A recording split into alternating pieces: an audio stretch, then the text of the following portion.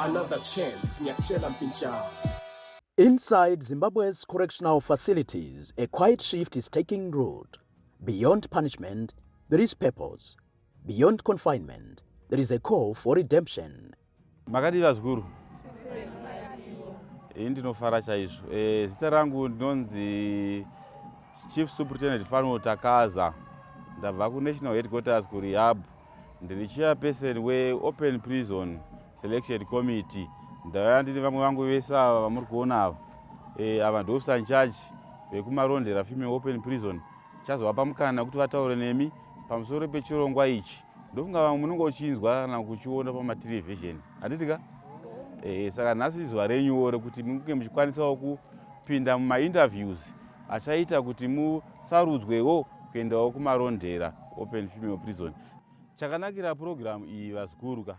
Toda kuti tiite inonzi successful reintegration. Saka inokuprepare kusarudzwa kwamaitwa imimi maonekwa kuti mune hunhu hwakanaka magariro amamuchita panapa. Saka maukodzera kunogara kujeri rekuti me muchizvisupervisa mega. Handitika? Ikoko zvakare kune mudziyo wakauya kwamanje yatiri kuti vocational training center. Saka ikoko macourses amama machitadza kuita muri pano pachikurubhi. Kumarondera makunomaita. Macomputers ari kuitwa, hair dressing iri kuitwa, carpentry, welding, muchanowana mukana wekuita macourses iyayo. Uyezve ndojeri rega ratiravakwa izvozvi rine maternity wing mukati. Matinosunungukira vana muya. Chirava kuti pamene mamboenda kumba paya, manoona nababa, anenge adzokana pamuviri pake, pekusunungukira paripo pakanaka. Chirongwa cheopen prison ndachifarira kuti zvoni tinenge chiwanawo mukana wekuti tiendewo kumba tinoonana nevana nemhuri nana baba nekunge tichipfeka hembe tinenge tava vanhu vanenge vakufamba vasinganyanyo escortwa stereke. Saka tinenge tava vanhu vanenge vafree kuita zvinhu zvavo zvavanenge vachiita. Chisviro changu ndechekuti dai ndasarudzwa kuti ndaendawo kuopen prison kuti ndozoendana ndaenda ukoko ndonodzidzawo mabasa emaoko kuti kana ndazobudawo panze apa ndozvinge ndichiwanawo ndichiita ndichizviritira nawo. Mujeri ndakaya nemhosva yekunge tarovana negirlfriend remukadzi wabankuru vangu takamupwanyira zvinhu. Mhosva yacho ndinonzi MDP. Obva tasungwa. Ndakasungwa ndakatongwa 24 months. Mashoko ekuti ndinongova tenda nekuronga chirongwa ichi. Chirongwa chinobatsira zvisingaite nekuti tiri ana amai tinenge takasiyawo mhuri kumba, isusu sevana tinenge takasiyawo vabereki vedu kuwana mukana kuti tinombovaonawo zvinofadza. This is Another Chance, where we explore the systems, stories and second chances transforming the lives of offenders across the nation. Musazopare mhosva muchiti tozoenda kuopen prison nekuti kwakanaka kunodzidzwa kunoshandwa tichiwana mari. Mukana wekuenda kuopen prison unopiwa musungwa kamwe chete. Unofanira kunge uri first offender. Ukazopara zvimwe mhosva hauchapiwa mukana iwowo wokunopedza chigove chako uri paopen prison. Tapabatapa. We explore how inmates return home, legally, gradually, and responsibly. We begin with a new development that may soon reshape Zimbabwe's correctional system, the upcoming parole system.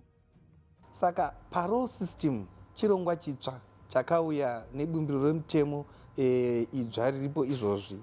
Chirongwa ichocho chichipakurwa nemutemo mutsva we-Prisons and Correctional Service Act Chapter 723. So muchirongwa ichocho vasungwa vanenge vari mumajeri edu munyika yose yeZimbabwe vanopiwa mukana wokuti kana vachinge varatidza unhu hwakanaka pakugara kwavanenge vachiita kumajeri uye vasevha kana kuti vagara ikoko kwenguva inodarika zvikamu zvingaite 2 muzvitatu kana kuti 2/3 yechigwevo chavo chavanenge vainacho, ipapo vanokwanisa kuqualifya kana kuti kutenderwa kuti vaende kunopedzisa chigwevo chavo vave kumusha, asi vasati vapedza chigwevo chavanenge vakatongerwa ichocho, vachipiwa mukana wokuti vave nenguva yekuyanana nemhuri kana necommunity kana kuti nzvimbo yavakanga vachibva vachizopinda muusungwa, uyewo vachivaka nekuvandudza ugaro hwavo, vachizvitangira upenyu hwakanaka, vachivaka hwatingati hwaro hweupenyu hutsva maererano nekubuda kwavanezenge vachizoita kana vatenderwa kuti vachizobuda mujeri vapedza chigweyo chavo. Though still in development, parole could become a powerful tool, offering hope to those behind bars and reassurance to society. But there are already systems in place today that bring some inmates home early. Saka nyaya iyi yeparole ndeyekuti vasungwa vaone mukana wekushandisa zvatingati maskills avanenge vakadzidza majeri. Donzvo nderekudzikisa uwandu hwevasungwa vanodzoka mujeri vachinge vabuda. Saka kana vasungwa vachinge vapuwa mukana iwoyo wokubuda mujeri, vanokwanisa kuenda panze kunoyanana nemhuri dzavo kana kunotsvaga mabasa ekuzviriritira kana kuti zvinhu zvavakadzidza mujeri kana vakadzidza mubato yemaoko nezvimwe zvinhu zvakadaro, vawane mukana wokuzviita vari panze asi vachipedzisa kupika chikamu chechigweyo chejeri chinenge chasara. Another chance, nyakchela mpincha. Another chance, nyakchela mpincha. Until parole becomes a reality, presidential amnesty continues to offer a path to early release. It's a gesture of mercy from the highest office, and it carries both gratitude and responsibility. There is what is called the presidential pardon, where the president can sanction the release of an inmate regardless of offense or sentence. This is provided for on section 112 of the Constitution of Zimbabwe. And the president can order the release after consultation with his cabinet. You find kuti ma conditions aya ndinoona kunge anoaffecta vanhu vane mhosva dziri paspecified kunyanya, because emotionally I think munhu anove traumatized, and vana even kumbe vanochifungoona kunge mhosva yako yakanyanya kuipisisa seiko isingaregerereki pane dzimwe mhosva, because zvinenge zvatenderera pasocial media and they all get excited, no, maybe we want another chance, and then at the end of the day wona wangosara. Saka zvine kukanganisa munhu anenge asara mukati. Saka panobuda inonzi clearance order yekuti vanhu ivavo vadini vabudiswe mumajeri. Saka vanenge vane mhosva dzinenge dzakasiyana siyana vanopiwa nguva yekunzi nguva yenyamangamina yanga yasara majeri maakuganirirwa nguva iyoyo nekuregerwa kwamunenge maitwa nemukuru wenyika. Saka vasungwa ivo vanobuda majeri paamnesty iyoyo, asi tinenge tisingatarisiri kuti vasungwa vabuda mumajeri vaya vadzokezve majeri. Tinenge titarisa kuti vakabuda vakaenda mucommunity kana kuti munzvimbo mavakabva vanogashirwa ikoko, uye kuti izvozvo zvinoita kuti nhamba yevanhu vanenge vari mumajeri idzikire zvakanyanya. Saka ndo rinenge riri donzvo reamnesty iroro kuti vasungwa vasagare vakanyanya kuwandisa kumajeri edu munyika yose. In 2014 February 17, I remember quite vividly, kwakabva kwaya presidential amnesty, and then I was released on presidential amnesty because yakatora mukadzi wese for the first time after a long time. Vandabenefita ndikaenda kumba, asi ndanga ndisati ndave free per se because nandichiri nedzimwe nyaya dzadziri kucourt. Ndobva ndagara 2 years dzese ndichienda kucourt, dzimwe dzakaitwa maFRR, what they call further remand refused, dzimwe dzacho dzachingori pabail, ndichiramba ndichingoenda kucourt. Ndobva ndazotongwa the other 4 cases in 2016 and 2017, but mamwe maaccounts aya akaita sei I was acquitted. Saka pandakazonge ndadzoka ndatongwa, ndakaita semunhu akabuda akanoita reoffend akadzoka, but in actual fact ndanga ndadzoka nenyaya dzekuti ndachienderera mberi nemacases angu anga achiri kupi ari kucourt. So ndichinge ndadzoka ndakagara from 2017 up to 2021. We now focus on how open correctional institutions and home live are helping inmates reconnect with life beyond bars, spaces where the walls are lower, but the expectations are higher, and where home is not just a memory, but part of the journey back to society. Connemara Open Prison, located between Gweru and Kwekwe, along with Marondera Female Open Prison, are two institutions in Zimbabwe where inmates who meet strict criteria can be granted home leave. It's one step closer to freedom, but also a test of readiness. So open prison systems were established by the Commissioner General and the government of Zimbabwe as a way of reintegrating, gradually reintegrating people back into society.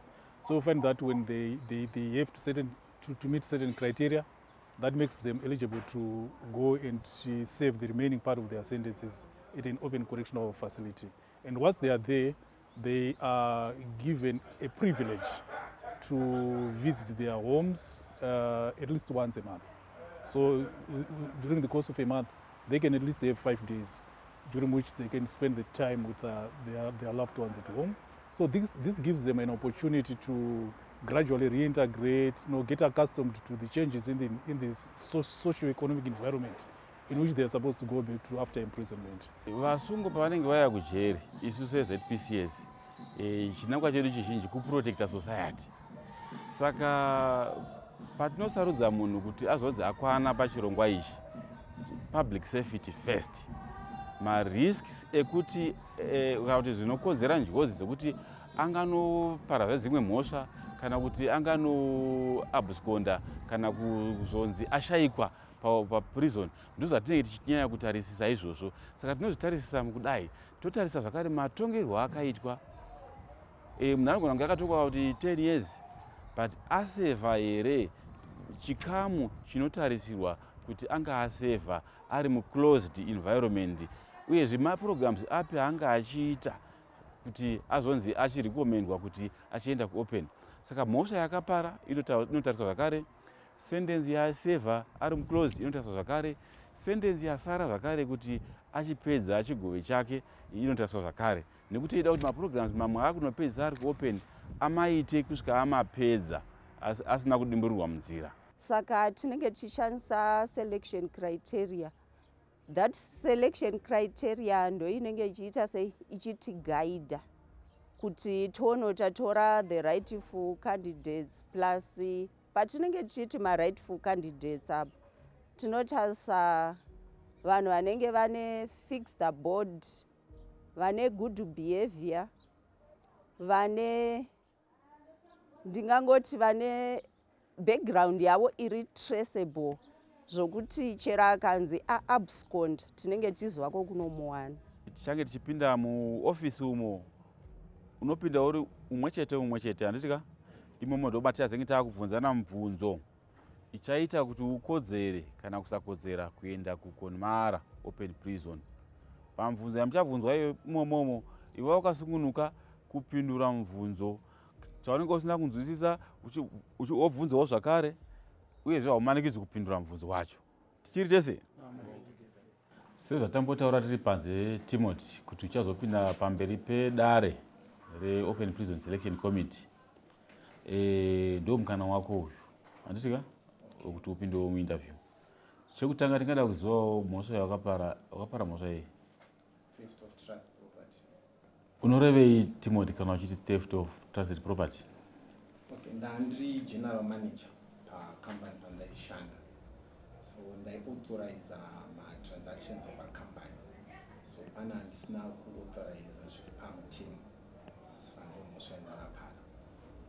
Timothy, tomboti wabudirira kusarudzwa kuti uzouya kuopen prison, patichazokupa 5 days dziya dzokunoona hama dzako, unotarisa here kuti uchange uchiwana mari yokufambisa uyezve kuti hama dzako unoona dzinokutambira here kuti unombodzokera kumba uchidzoka futi kucheri? Umwe ndinotarisa kuti ndinenge ndichiwana mari yekuti ndikwanise kuenda nekudzoka kumba. Handina problem because ndini ndichienda kumba kwangu chaiko, saka hama dzangu handina problem nadzo. Uri kunzwa sei mushure mekunge wapara mhosva uye ndezvipi zvidzidzo zvawakadzidza kuburikidza nemhosva iyoyo uchizopinda pakati penzvimbo inejeri? Ndinonzwa kubatikana zvikuru mhosva yandakapara. Ndakaona kuti kana uri munhu ari trustwa pabasa, don't take things for granted. shanda zviri pamutemo saabuse power neauthority yaunenge unayo. So ndakadzidza zvikuru pandakauya pano kuti mhosva iparwe, zvinhu zvinenge zvaiswa mumaoko mako unofanira zvichengetedza zvisi zvako, kunzi dzipakati handikudzidziridze. So ndadzidzawo kuti mhosva iparwe. Ndakatotarisirawo kuti ndikakwana pachironga chekuenda kuopen prison ndichakwanisawo kuti ndiwedzerawo maskills andinawo, ndishandewo mabasa anowanikwa ikoko, ndikwanisewo kuwanawo mari yekubatsirawo mhuri kurarama vana kuti vaendewo kuchikoro. Uyezve nguva ndine mukana wekuti ndichakwanisawo kunoita kutaura nevamwe vandaishanda navo, todzokerana toziva kuti vakandiregera mwe vacho vanotova vachindiona, saka mukana wakanaka chose vandichawana kuopen prison. Another chance, Nyakchela Mpincha. Another chance, Nyakchela Mpincha.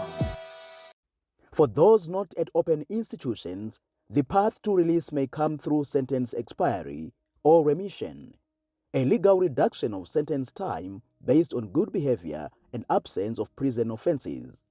When a prisoner is sentenced at court, he comes to prison with the whole of his sentence, and upon arrival at prison, we as correctional officers, we give him 2 release dates, one of which is called the earliest date of release, and the other one is called the ordinary date of release. On the ordinary date of release, that's when we calculate the whole sentence of the prisoner as announced by the courts. And on earliest date of release, we calculate remission, which is a third of the pronounced sentence. This is provided for on section 149 of the Prisons Act, chapter 723. Whether it's home leave or remission, these systems don't let people out, they guide them out. And behind every early return, there is a story of change, discipline, and the desire to rebuild.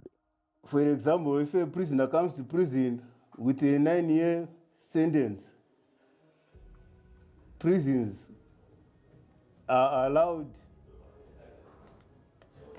to set aside a third of that sentence, which is 3 years, and the prisoner will serve 6 years. But this is on condition of good behavior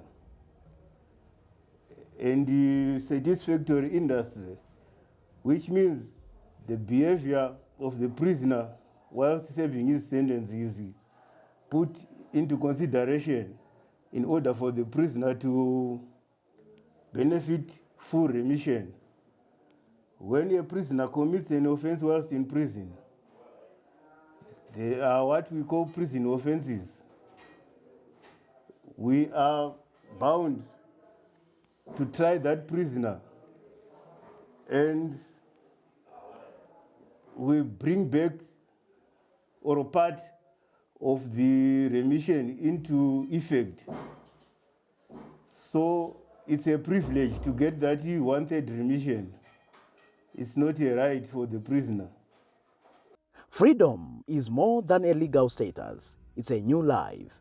But for many released inmates, the world outside is the hardest part. Without support, rejection and stigma can drive them right back inside. While we emphasize the fact that they must be rehabilitated and they must also, dance to the music of their tune in terms of maybe the offenses that they committed, and also satisfy the needs of those that were offended.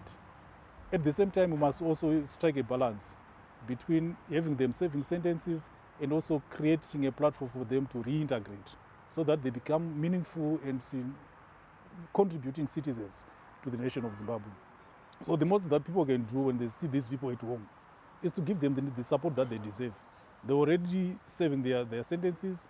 They are already punished by the fact that a large chunk of the of their sentence was spent in custodial settings. Zimbabwe's correctional approach is evolving, but it doesn't end at the gate. True rehabilitation is tested in society, and it's in society where the biggest chance for change exists. A prisoner may apply to go and attend funeral or a wedding for a relative. That is provided for in the Prisons and Correctional Service Act. Recidivism, returning to prison, often grows in the cracks of rejection.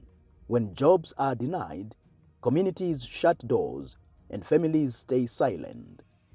But when ex-offenders are welcomed, employed, and trusted, they become role models instead of risks. Saka ipapo tinenge tiri kunyanya kutarisira kuti pavanobva mumajeri vanhu ivavo vachienda kunzvimbo kwavakabva, vanhu vanofanira kunoratidza kuvimbika kwavo kana kuti shanduko yeunhu hwavo kusiyana kweunhu hwavakanga vainahwo panguva yavakapara mhosva nepatime yavanezinga vazobuda mumajeri. Saka vanenge vari vanhu vatiri kutarisa kuti vakaenda ikoko kucommunity havachadzokizve kumajeri kudzikisa yatinoti recidivism. Uyezve ipapo tinenge tiri kutarisa kuti paitike successful reintegration yekuti vakakama utsva nehama dzavo pamwe necommunity yakabva iyoyo. Saka chikuru chinenge chakanyanya kukosha ipapo ndechekuti varangarire kuti kuregererwa kwavaita chinhu chakakosha muupenyu hwavo, istep yekuita leapfrog upenyu hwavo kuti huendere pamberi, vave law abiding citizens, vanhu vanogara zvakanaka mucommunity. Kune avo vanobhenefita amnesty zveshuwa voramba vachidzoka mujeri vari kwavakadaro, vasikana, crime does not pay. It's time that we take this seriously. And kune vada kudzidza, I think vanofanira kudzidza pandiri, because I've been in custody for 8.5 years and hadzina kuchipa. It has been really painful watching other mothers coming and going, and I feel my children have really lost out zvakanyanya, and they've been affected, and I can't repay that time that I've lost kuti ndive mai kwavari.